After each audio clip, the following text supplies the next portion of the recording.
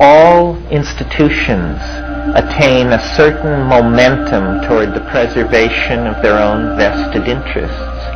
And science, and the handmaiden of science, which is modern technocratic government, have created a number of cultural institutions that have a friction with the re-emergence of the spirit. First and foremost is the notion of the public. The public is this weird idea that was generated in the wake of the printing press, that there were vast numbers of people who could be treated atomistically. They didn't have to be thought of as individuals. They could be thought of as various classes, masses of people to be manipulated.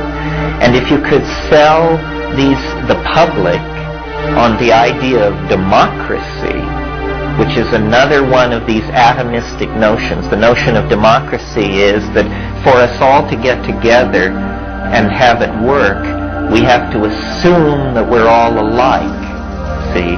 So we each have a vote, and then you may be tall, you may be short, you may be rich, you may be poor, you may be black, you may be white, but that doesn't matter. We'll give everybody this charge, one vote, and then we'll see how these populations work themselves out. What they don't tell you is that at the same time that you build this definition of the citizen, you also build the institutions which subvert the citizen. So the citizen is not free to act out and express the wishes of the citizen. The citizen is a consumer of ideological models that are sold to the citizen through agencies of mass propaganda. So there's this peculiar playing off of one against the other. In the meantime, what has also been happening is the institutions of language, which previously were pretty much left to develop on their own, and that was the situation well into the 19th century.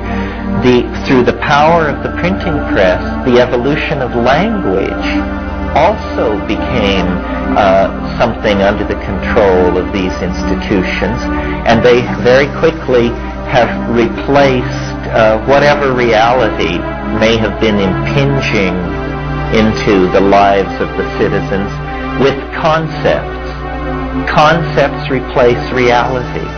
You come into the world with a blank slate, and everything is what William James called a blooming, buzzing confusion. Well, then one by one you isolate phenomena in this confusion and you name it. Once a sector of reality has been named, it stays still. It ceases to behave the way it would behave for itself. It begins to behave syntactically because it has been changed into a linguistic object. When things behave syntactically, they are either subjects or objects, or the syntactical machinery which relates these two together. In that case, materialism, dualism, projection of authenticity beyond the self are all reinforced. So these are the factors which have impeded the spirit. Into this comes the psychedelic experience.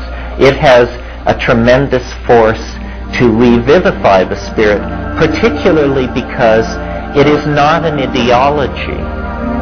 It is not something someone figured out. It is an experience. And this is important to bear in mind. It horrifies me, I'm sure you've heard me say it, to think of someone going from birth to the grave without ever coming tangential to the psychedelic experience. It's like going from the birth to the grave without ever discovering sex. It means that you died as a pre-adolescent. You know, you never really came into your birthright.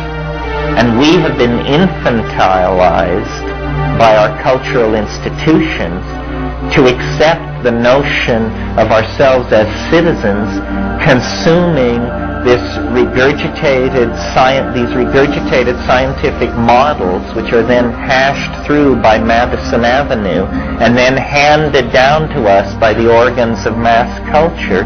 And this is supposed to be what we anchor our lives on. It's no wonder that drug abuse, child abuse, self-abuse is rampant in this society, because it all has been taken away from us. You may read 1984 and think, well, thank God it isn't that bad yet. Well, the only difference between us and 1984 is we dress better.